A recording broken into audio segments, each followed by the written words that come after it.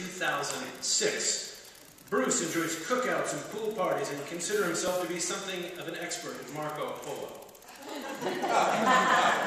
Takes many years to master that sport, by the way. His turn-ons are light switches and appliances, as turn-offs are the 10 West, or Olympic Boulevard. So he's here tonight to hopefully amuse and entertain you with his humorous anecdotes and gentle witticisms. Please help me welcome Bruce Chorney.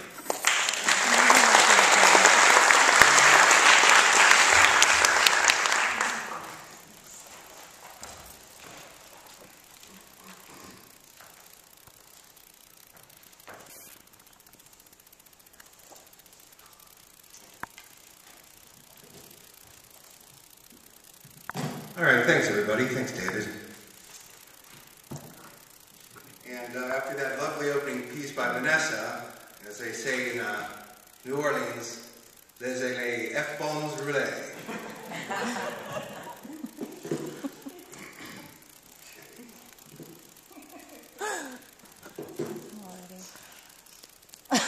Flamingo is how one of my old, and I think maybe a bit developmentally innocent neighbors used to call the wild peacocks they used to roam our LA neighborhood. I'm only guessing, but I think that she didn't know that they were peacocks and thought they were flamingos. It stuck with me for some reason. She was calling them to feed them, so now whenever I'm feeding anything, dog, cat, whatever, and sometimes even humans, I will let loose with a plaintive flamingo to get their attention.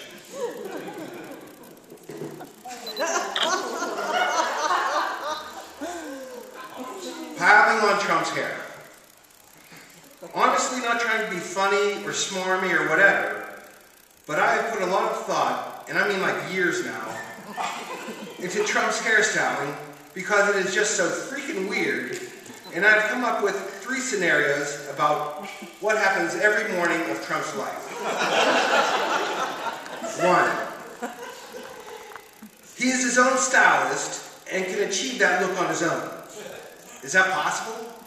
Honest to Christ, it would take me both hands and a hunting dog to try to pull that off, and I could probably only get the front part, even ballpark close, and the rest not at all. And I would look crazily different every day because I could never get it the same even twice in a row. Or scenario number 2, he has a live-in stylist fix it for him, but there are at least like 3,000 people in the world that can create that look. So if Trump is traveling and or his usual stylist is sick or on vacation or something, it's not too hard for Trump to go through his Rolodex and get a replacement ASAP. Scenario 3. There's only one person on God's green earth who can do that to Trump's hair. And if he wanted to, he could charge Trump $10 million a day to do it, and Trump would have to pay it. And when this guy dies, Trump will just start wearing hats, and that will be his new thing.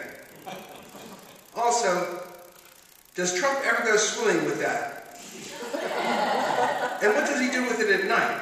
And is anybody allowed to see him when his hair is messed up? Like, is it no big deal for his inner circle of wife, kids, etc., to see him with 18-inch strands of hair hanging down to his back and chest?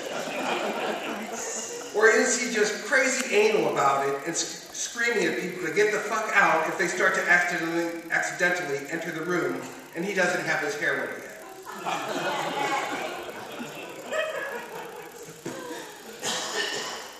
Popcorn eating essay, or popcorn eating style essay. My friend, pictured to the right, posted this picture on her Flickr page, and her friend, pictured to the left, made a comment about her own popcorn eating style, to which I responded. Now, her friend said about the picture, I like that one too. Look at the delicate treatment of the popcorn kernel. Such a lady. And I commented on her comment, yes, the kernel treatment is trademark. And if you're saying, as if you're saying, oh, this little thing pinched between my thumb and forefinger, I suppose I will eventually get around to eating it.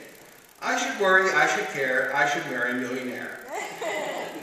It makes me rather ashamed of my own curved forearm, palm, and cupped fingers, resembling nothing so much as a high cesta method of evacuating the popcorn from the bowl, like one of those giant dunker buckets dangling from a helicopter that scoop water out of the ocean to be used in forest firefighting, while a good 35% of the popcorn that leaves the bowl in any given load never reaches my mouth.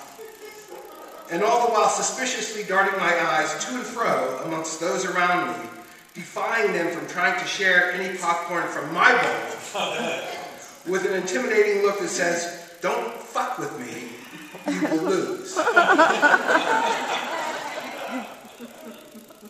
And the last one, "You had me at white stitching." Now this is an actual ad from eBay that someone called my attention to. This is what it is. It's a lawn chair that's sold for, was on sale for, I don't know if it's sold, but for $2,800. And just to try to be funny, I wrote a review of it as if I bought it. You had me at white stitching. I have to admit that what drew me into this ad was the kidnap ransom note style title. Anybody who would so painstakingly, yet randomly, alternate upper and lower cases like that would surely spare no effort when it came to making quality furniture. By the time I got to "with white stitching," the good people at Clothes had me hook, line, and sinker. I mean, if I had wanted the black stitching, I would be searching under gently used hobo gear on Craigslist, wouldn't I? I did hesitate for a moment, as even though the price was slashed a mind-boggling 23%, it was still coming in over the $2,500 budget I was trying to stick to. I finally decided that you only live once, and the IRA account can always wait until next year, or the one after that. This chair is everything I hoped it would be, and my only caveat emptor, or buyer beware, would be that it is not at all weatherproof, and the morning dew will ruin it, so if you are not buying it for the very specific purpose of using it as a resting chair in a walk-in cedar closet maintained at a constant 70 degrees, you may not get more than a weekend's use out of it.